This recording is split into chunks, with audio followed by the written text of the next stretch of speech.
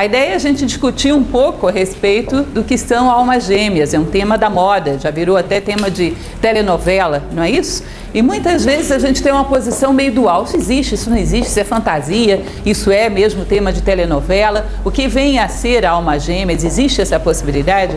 Bom, para que a gente bata um pequeno papo a esse respeito, rapidamente esclareça algumas ideias. Todos vocês receberam um roteirozinho, onde eu coloquei algumas ideias principais que nós vamos discutir, para que a gente possa sair daqui com uma certa clareza em relação a esse assunto.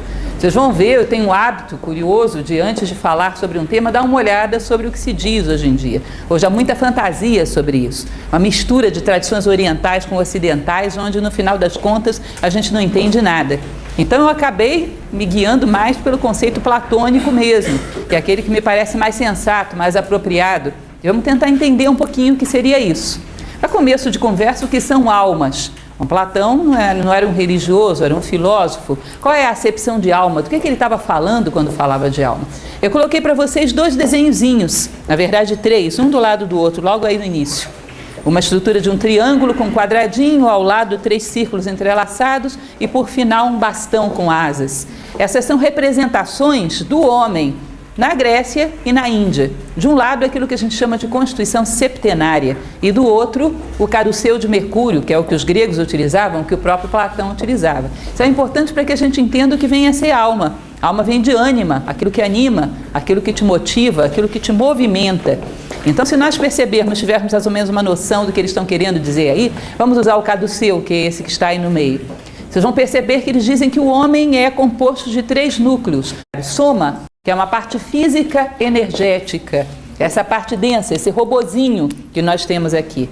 E toda a sua biologia, todo o seu funcionamento, todas as energias, que é esse robozinho biológico que nós utilizamos. Aliás, é um prefixo que a gente ainda utiliza na língua portuguesa, não é isso? Eu tenho um mal físico, um mal somático, ou tenho um mal psicológico que repercute no físico, psicossomático. Esses prefixos gregos ainda são muito usados por nós. Então, nous é a parte mais densa, mais física. Constantemente. Tá, contrário. Soma é a parte mais densa, mais física. No meio do caminho você tem psique. Aliás, tem uma série de mitos, inclusive, falando sobre isso. Psique, que é a tua parte mental e emocional. É esse centro onde a nossa consciência em geral mais fica. E lá em cima, como última possibilidade, aí sim, nous, o princípio noético, que é essa parte espiritual imortal, que seria a essência do homem. Para os gregos, os 2 princípios inferiores, que são soma e psique, eles chamam de máscara, persona, de onde vem a palavra personalidade. E aquilo que somos em essência seria esse princípio noético, que está lá em cima. Aí se diz que quando esses 3 mundos se alinham, a gente faz aquele bastão, que é o bastão do deus Mercúrio, o caduceu de Hermes Mercúrio. Ou seja, nos tornamos uma ferramenta na mão de algo divino, comunicamos os 2 mundos, o mundo espiritual e o mundo material, quando essas nossas 3 possibilidades se alinham, tá certo? Então, o que seria a alma dentro dessa história toda? Se a alma é ânima, é aquilo que anima, é aquilo que motiva, é de onde vêm particularmente as nossas motivações. As nossas motivações, nesse momento, vêm sobretudo de psique. São motivações psíquicas, é o que eu gosto, o que eu não gosto, o que eu quero, o que eu não quero, o que eu penso, o que eu deixo de pensar.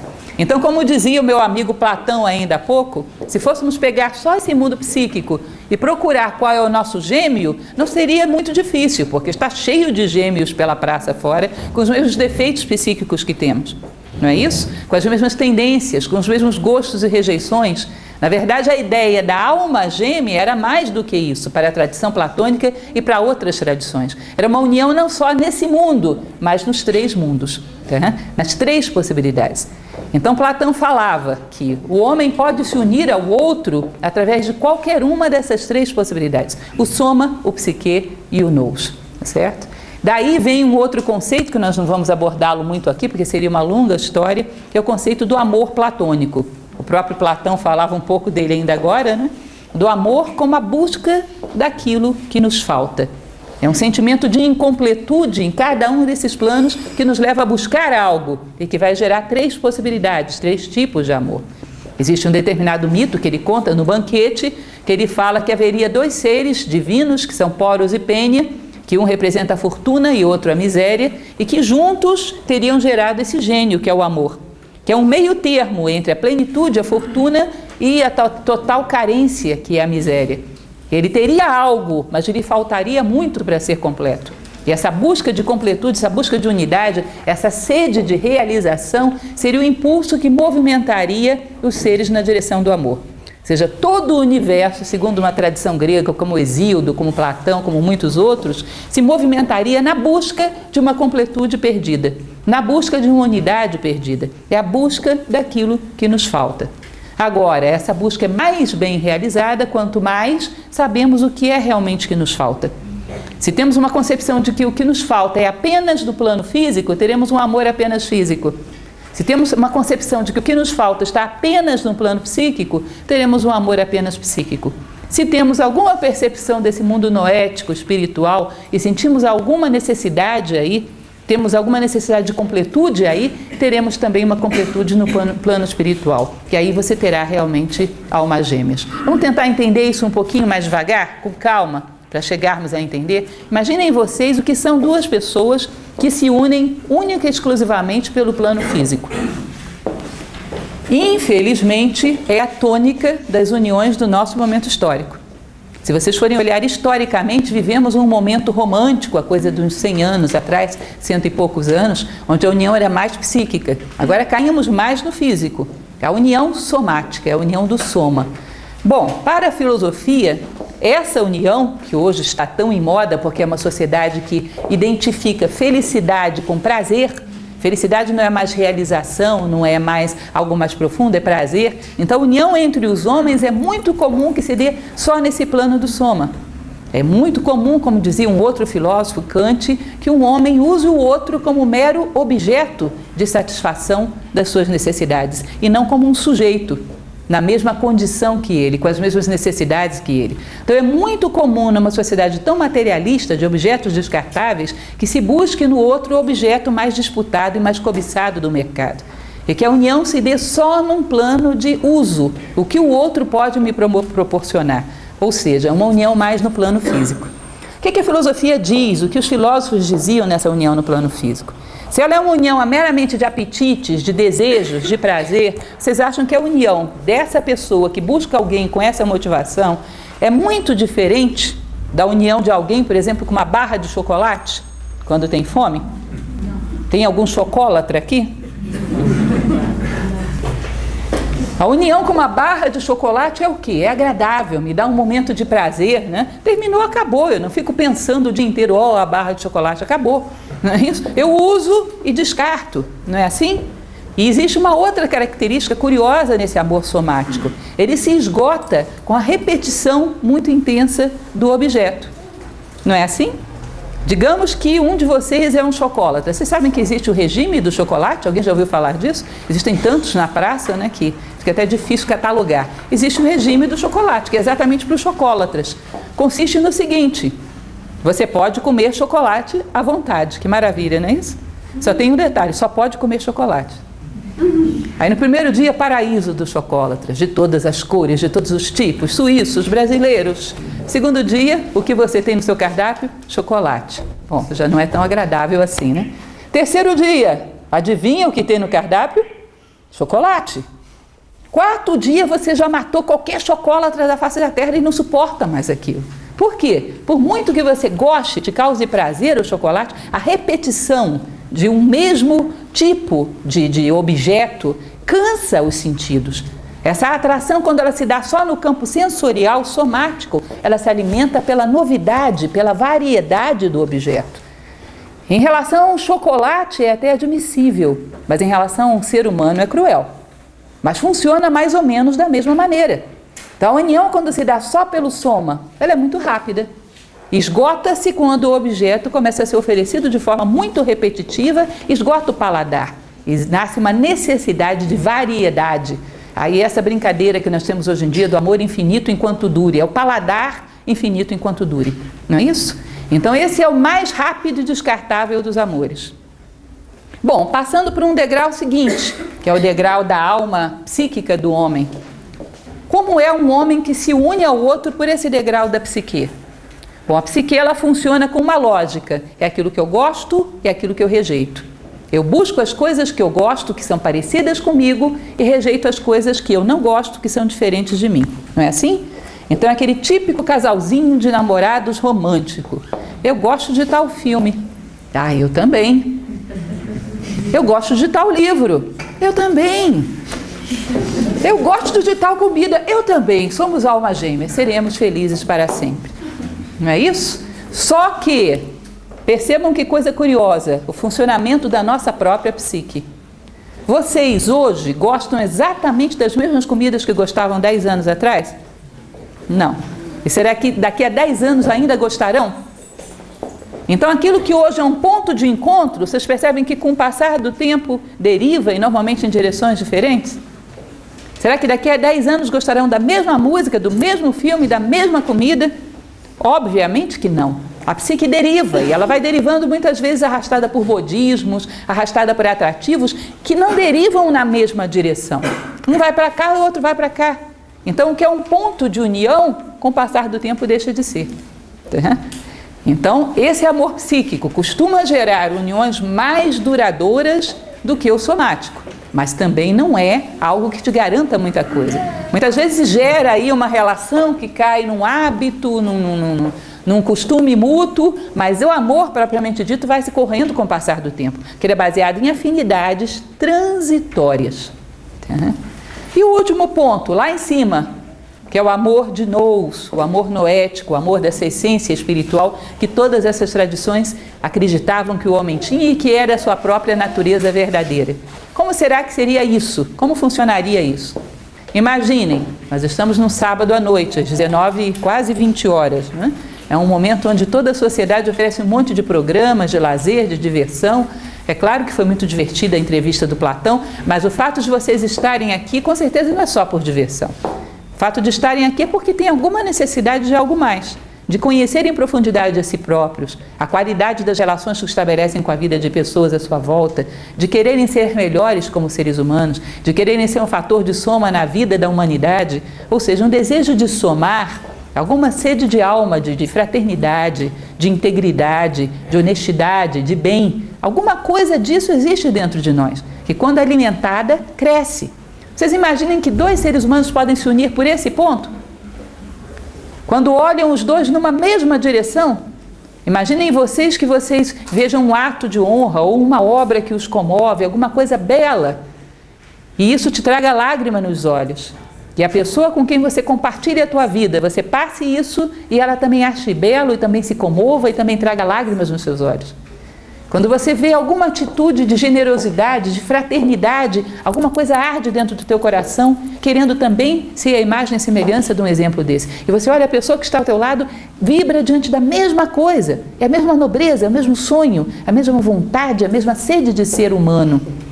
Quando existe uma união em torno desse ponto, será que isso gasta com o tempo? Será que isso muda com o tempo? Quem ama a justiça hoje, será que deixará de amar a justiça daqui a 10 anos? Daqui a 20 anos? Será que deixará de amar a justiça algum dia?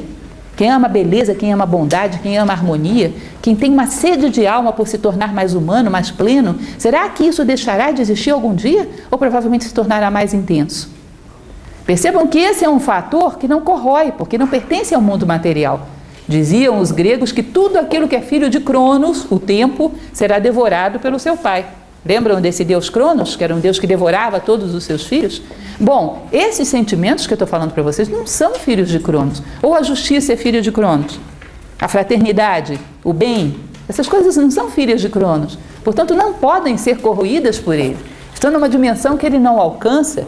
E quando nós nos unimos em função dessa dimensão, imaginem como uma estrela. Quanto mais você se aproxima dela e o outro se aproxima dela, não estão só próximos dela, estão mais próximos um do outro, porque vão estreitando até chegar a uma unidade. Então esse, para Platão, era o ponto fundamental, a união nesse plano. Uma união noética, onde os homens sonhassem juntos, onde os homens vibrassem juntos diante da beleza, onde os homens fossem capazes de ter sonhos grandes, de servir à humanidade, de expandir em sabedoria, em virtude, quando vibravam juntos nessa mesma corda, nessa mesma sintonia. Isso era uma união noética.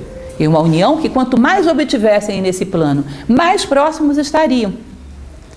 Agora pensem bem, essa união noética, ela em si já é um pouco complexa, não é tão comum, sobretudo numa sociedade que não desenvolve em nós esse aspecto noético, nem nos diz que ele existe, não nos dá muita oportunidade de realizá-lo. Mas digamos que ela aconteça e você encontre alguém que compartilhe isso com você. Essa pessoa não necessariamente é um parceiro ou uma parceira.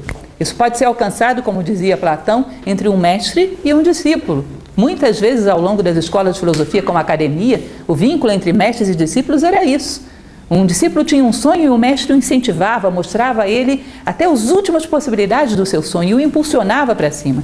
Algum tempo atrás eu fazia aqui uma palestra sobre Khalil Gibran, eu coloquei uma poesia dele para vocês no verso dessa folha, e Mary Elizabeth Haskell, que é a mulher que fez de Khalil Gibran o que ele era.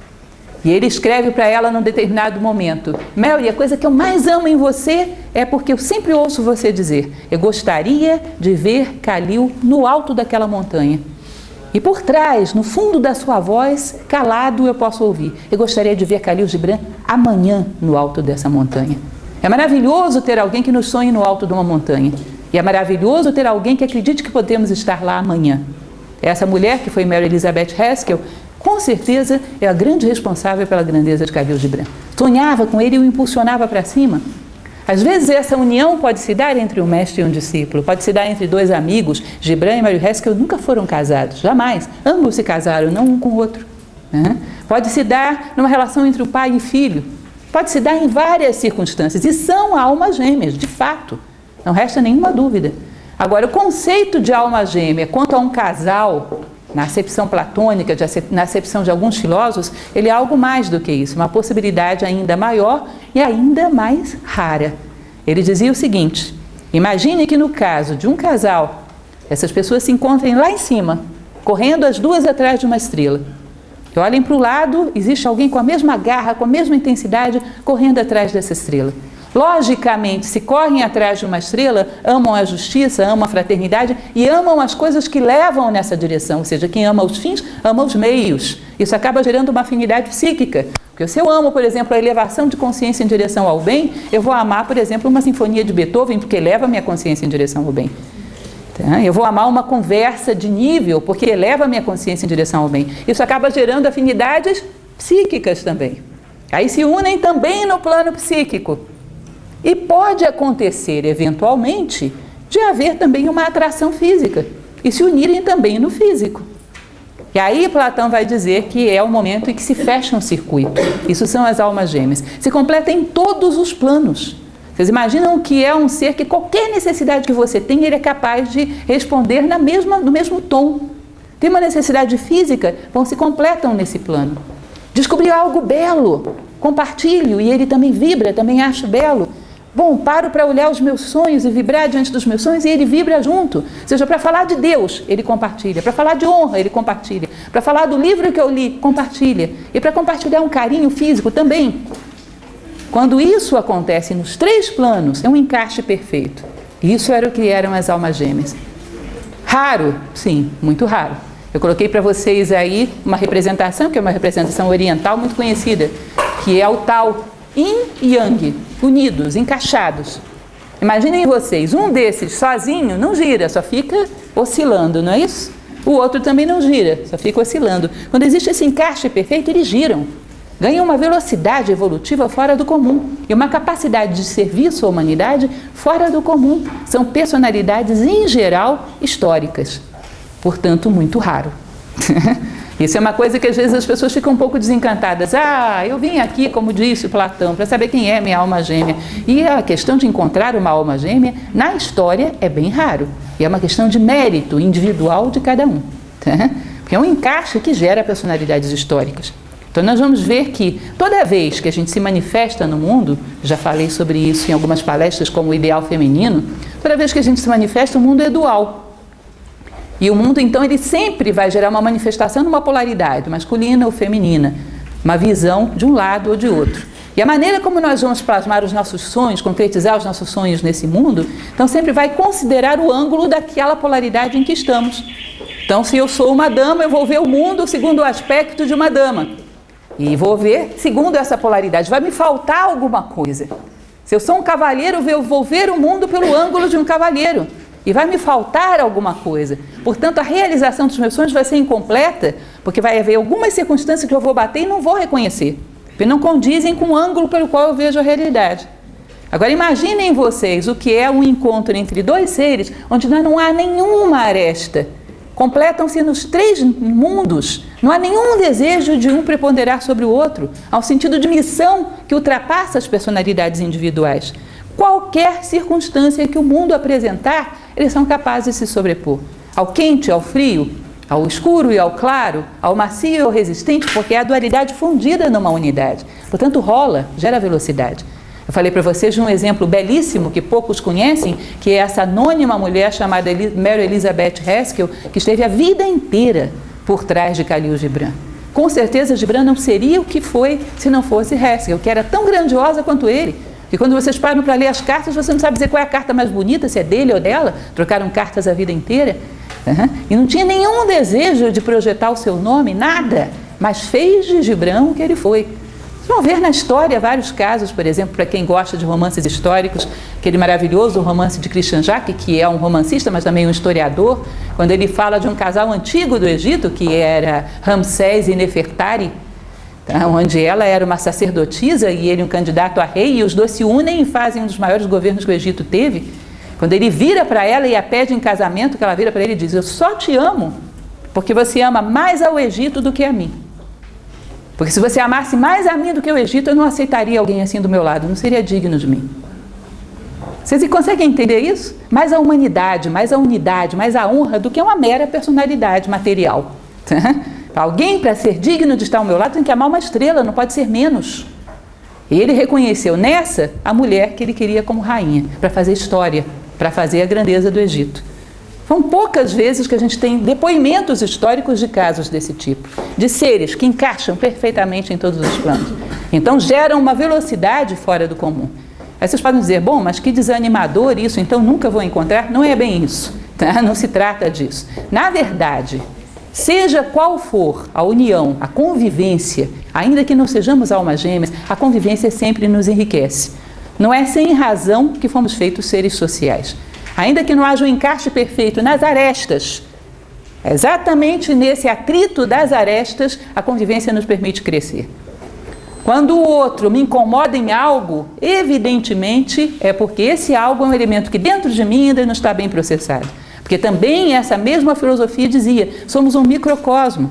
Tudo que existe no universo existe representado dentro de mim. O que eu não vejo e domino dentro, quando eu vejo fora, eu não aceito. Então, quando o outro, de alguma maneira, me incomoda, na verdade, ele representa uma aresta que eu ainda não vi, um elemento que eu não estou querendo ver. Portanto, o outro me dá uma oportunidade de autoconhecimento.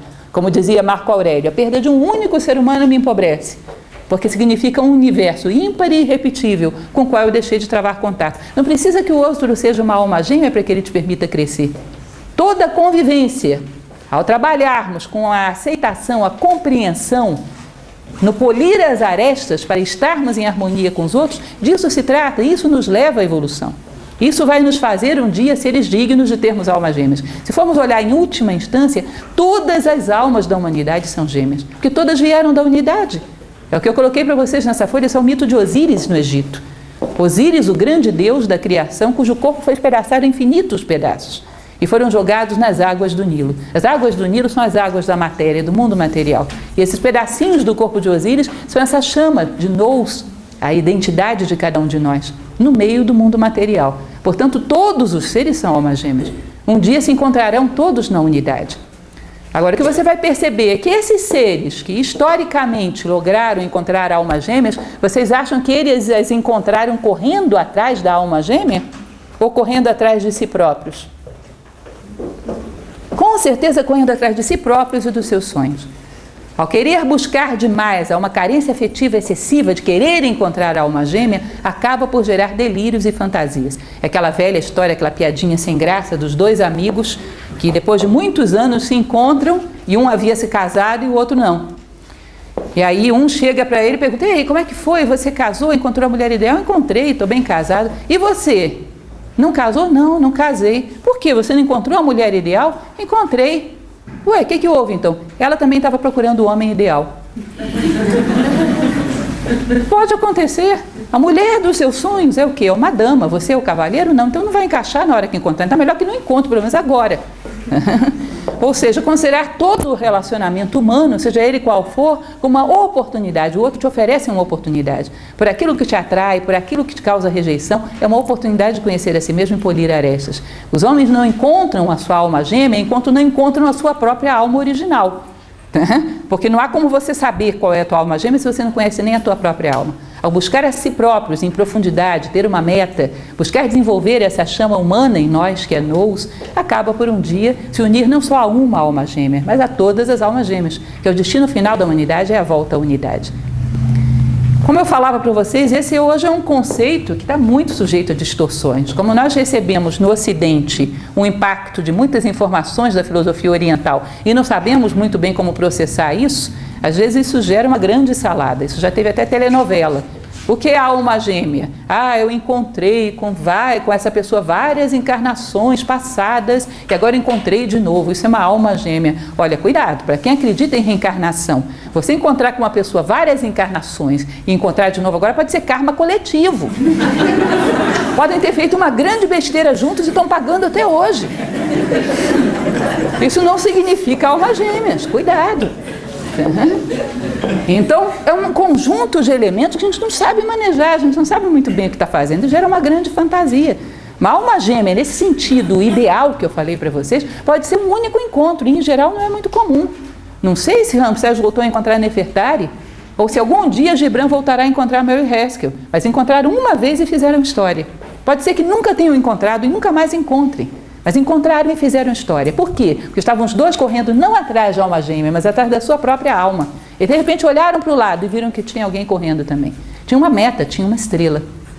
Portanto, não tem a ver com muitos encontros, não tem a ver com reencarnação, com nada de muito esotérico, ou como a gente costuma brincar aqui na escola, muito esquizotérico.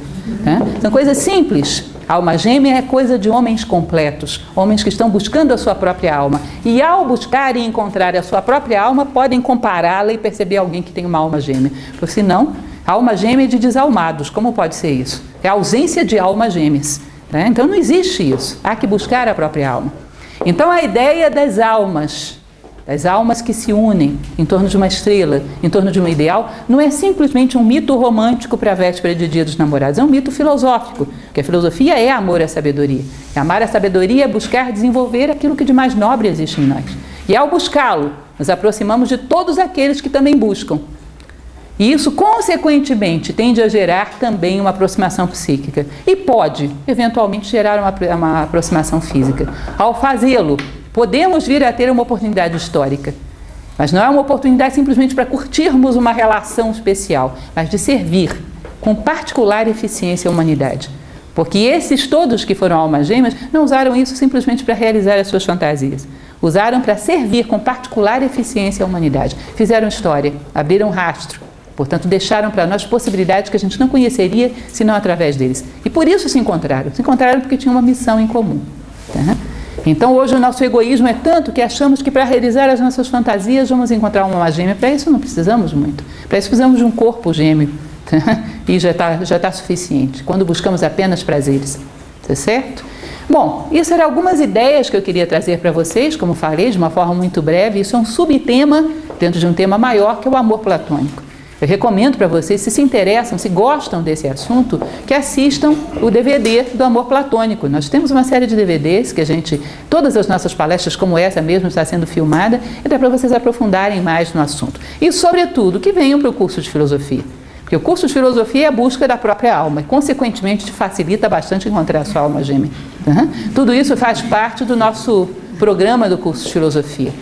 Como disse o apresentador, que não se apresentou, não sei quem era ele, nós temos uma abertura de turma agora nessa próxima semana. Toda vez que fazemos palestras aos sábados, quem se matricula no sábado leva gratuitamente material didático, ou seja, já é uma promoção para quem vier a se matricular hoje.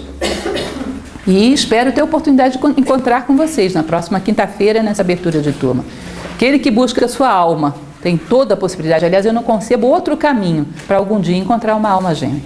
Tá certo? E para algum dia, mais tarde ainda, encontrar todas as almas gêmeas. Encontrar o coração da humanidade. Mas, em primeiro lugar, buscar o seu próprio coração. Isso. O amor, a possibilidade de amar cresce com a possibilidade humana de conhecer a si mesmo, atuar com eficiência no mundo, dominar a si próprio. Ou seja, a capacidade humana de amar cresce com o crescimento do homem. Platão, ele tinha uma frase maravilhosa, que ele não falou ainda há pouco, porque esqueceu, mas devia estar no script, que a melhor coisa que podemos fazer por aqueles que amamos é crescer. Porque só assim podemos garantir alguma coisa a eles. Quando crescemos, podemos olhar para aquela pessoa que amamos e dizer: você pode contar comigo sempre. Por quê? Porque eu tenho solidez suficiente para garantir que a minha vida vai estar toda alinhada numa mesma direção. Com a volubilidade das nossas emoções, com a instabilidade da nossa vida emocional, o que a gente pode garantir às pessoas que a gente ama?